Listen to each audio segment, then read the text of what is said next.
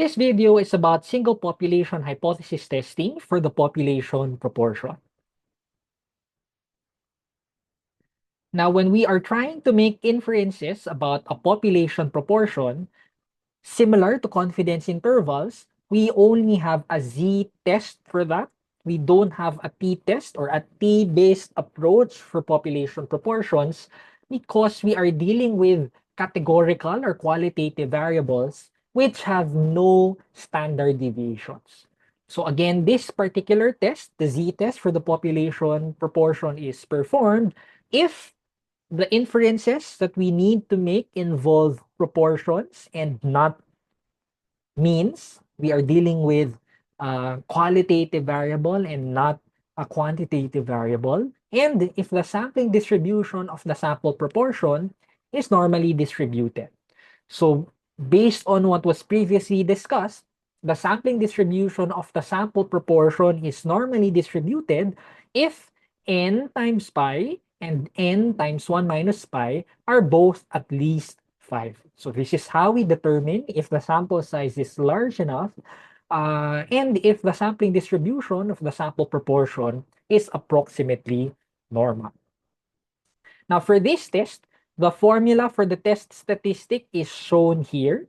So the test statistic is basically the z-score of the p-hat. So convert p-hat to a z-score to compute for the test statistic. So the formula says that the z-stat or the test statistic is p-hat minus pi naught or the constant in the null and the alternative hypothesis over the square root of pi naught times its complement over the sample size n.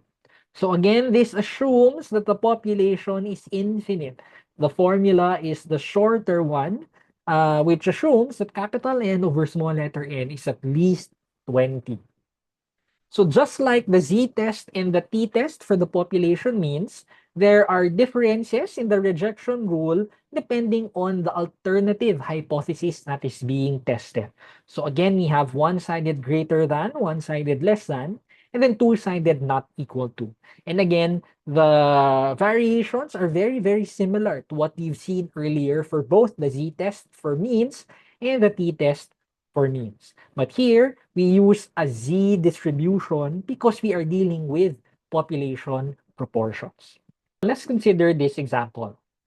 A recent study conducted by the state government attempts to determine whether the voting public supports further increase in cigarette taxes. The opinion poll recently sampled 1,500 voting-age citizens, and 1,020 of the sampled citizens were in favor of an increase in cigarette taxes. The state government would like to decide if there is enough evidence to establish whether the proportion of citizens supporting an increase in cigarette taxes is significantly greater than 66%. So in this particular case, again, we are dealing with the proportion, not an average. We are dealing with a proportion of those who support the increase in cigarette taxes instead of computing or making a conclusion about an average. And specifically, we want to know if that proportion of those who are supporting an increase in taxes is greater than 66%. So in this case, the alternative hypothesis will be that claim that the population proportion of those who support the increase in cigarette taxes is greater than 66%. And therefore, the null hypothesis is simply the opposite, that pi is less than or equal to 0.66. So in this example, we will still use the same four values of alpha, 10, 5, 1, and 0.1%. And then in step 3, we will confirm if the z-test for the population proportion is the appropriate test. So first, indeed, we are dealing with a proportion and not a population mean. And next, the sampling distribution is approximately normal. Because when we compute for n times pi and n times 1 minus pi, we will get 990 and 510 respectively, which are both greater than 5, signifying that the sampling distribution is approximately normal. As such, it is appropriate to perform a z-test for the population proportion. Now, Since this is still a z-test for a we have a one-sided greater than alternative, then we will just use the same z-scores or the same critical values that we used in an earlier example. So the critical value for an alpha of 10% is 1.28 because this z-score has an area of 10% to its right. For 5%, it's 1.645. For 1%, it's 2.33. And for 0.1%, it's 3.09. So we compute for the test statistic and compare them to these critical values using the critical value method. Now, computing for the test statistic using this formula, so that's 0.68 minus 0.66 over 0.66 times 1 minus 0.66 over 1.5, get the square root of that. That gives us a test statistic of 1.64. And comparing that to these critical values, this test statistic only exceeds the critical value for one value of alpha, which is 10%. Or in other words, the test statistic is only inside the rejection area of one value of alpha, only at 10%. And it's less than the critical values for 5%, 1%, and 0.1%. Therefore, we will reject the null hypothesis at 10%, but for 5, 1, and 0.1%, we do not reject the null hypothesis. And therefore, in terms of the weight of our evidence, it is some evidence only. And our interpretation will be like this. There is some evidence that supports the hypothesis or that supports the claim that the proportion of citizens supporting an increase in cigarette taxes is greater than 66%.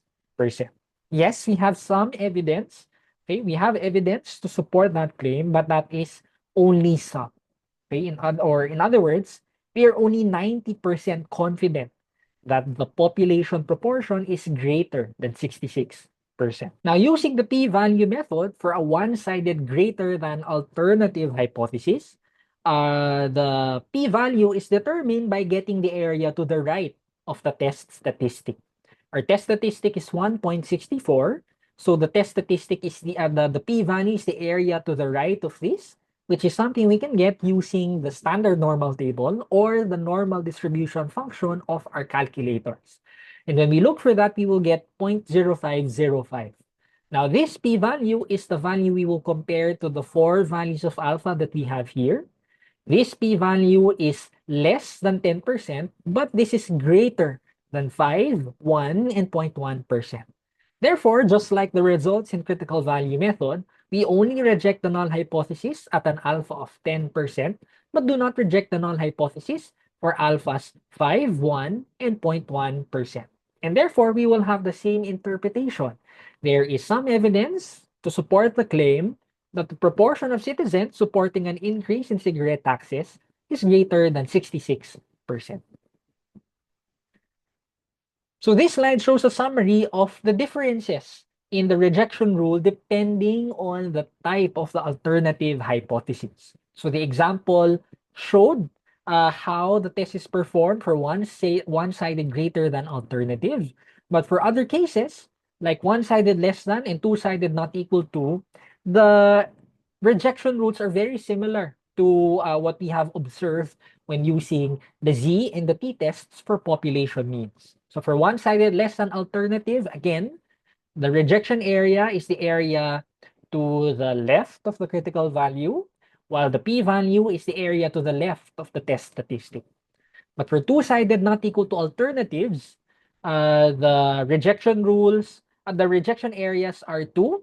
You have area to the left of the negative critical value and area to the right of the critical value. And the p-value is twice the area to the right of the positive test statistic. And that's what we will compare to alpha. So that's a summary of performing z-test for the population proportion.